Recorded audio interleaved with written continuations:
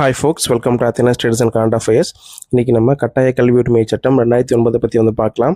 இது ministry of education கீழே August 9, 2009 அன்னைக்கு பார்லிமெண்ட்டில் நிறைவேற்றப்பட்டுச்சு.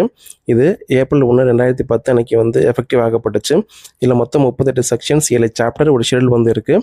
இந்த சட்டத்தோட முக்கியமான நோக்கமே 6லேருந்து 14 வயசு வரைக்கும் இருக்கக்கூடிய குழந்தைகளுக்கு கட்டாய கல்விங்கிறது அளிக்கப்படணும்.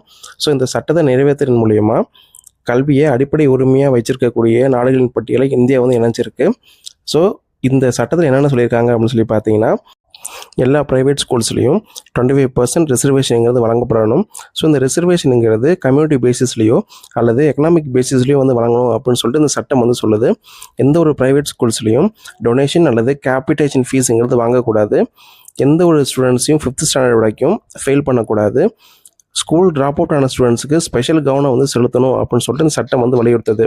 ஸோ இந்த சட்டத்தை நிறைவேற்றுறதுக்கான ஃபண்ட்ஸை சென்டர் அப்புறம் ஸ்டேட்ஸ் சேர்ந்து பொறுப்பேற்றுக்கணும் அப்படின்னு சொல்லிட்டு இந்த சட்டம் சொல்லுது.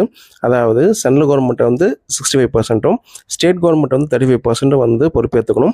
இதே நார்த் ஈஸ்டர்ன் ஸ்டேட்ஸில் சென்ட்ரல் கவர்மெண்ட் 90%, ஸ்டேட் கவர்மெண்ட் 10% பொறுப்பேற்றுக்கணும் அப்படின்னு சொல்லிட்டு இந்த சட்டம் சொல்லுது.